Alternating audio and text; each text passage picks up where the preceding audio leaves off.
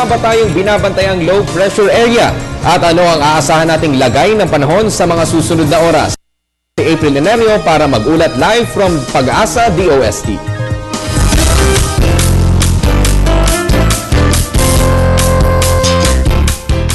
Marami tayong hatid na magandang balita sa ating panahon ngayong Webes ng gabi. Simulan na natin sa good news number 1, ang easterlies pa rin ang nakakaapekto sa may silangang bahagi ng bansa.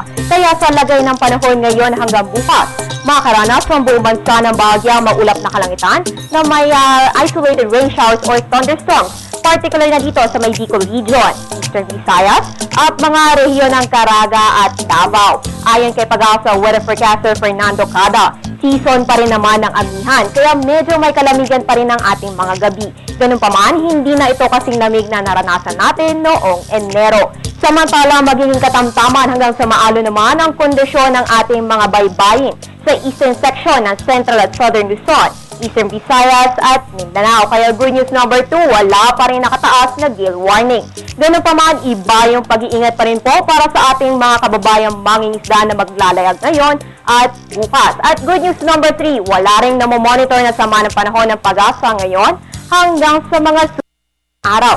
Dagdagan pa natin ng good news number 4 para naman sa ating mga kababayan dyan sa Mindanao, asahan pa rin ang magandang panahon ngayong Webes. Dahil ayon sa special weather forecast ng Pag-asa, ang Davao Oriental at Compostela Valley ay makaranas ng partly cloudy to at times cloudy skies with isolated brief rain showers ngayon at bukas.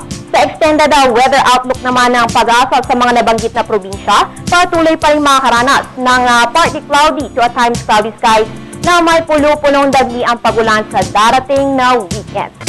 Sa iba pang balita, idinaos na Pag-asa ang kanilang 59th Climate Forum kahapon, kabilang sa mga napag-usapan ng estado ng posibilidad ng El Niño.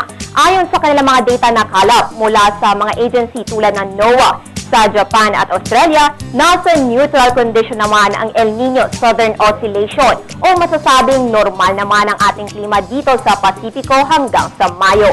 Kasama din sa napag-usapan ang inaasahang weather pattern mula ngayong buwan hanggang sa Marso. Number 1 po niyan ang unti-unting paghina ng amihan. At kaugnay nito, mga possible cold surge. Ang ibig sabihin nito ay although pahina na po ang amihan, minsan makakaranas pa rin ng mababang temperatura ang mga probinsya dyan sa may Northern Luzon, pero hindi na kasing lamig noong Northeast Monsoon Peak Season, which is noong January. Number 3, ang pagkilos ng mga cold fronts pasilangan. Number 4, ang pag-iral ng ridge of high pressure area at easterly winds. At number 5, ang oscillation ng intertropical convergence zone sa Mindanao area. Sa madaling salita, ito yung paghumina na ang northeast winds at easterlies na ang dominant weather system at medyo humina pa ang high pressure area. Ang tendency po niyan ay tataas itong ITCC sa may Mindanao. So ito po ang inaasahang weather pattern mula February hanggang March. Samantala, isa pang pahabol na good news. Simula February 9, handa na kami informasyon tuwing Sabado at Linggo. Mapapanood nyo na ang Panahon TV Weekend Edition dito lang sa PTV. At yan ang pinakahuling balita mula dito sa Pag-asa DOST. Para sa Telebisyon ng Bayan, April and Nerio.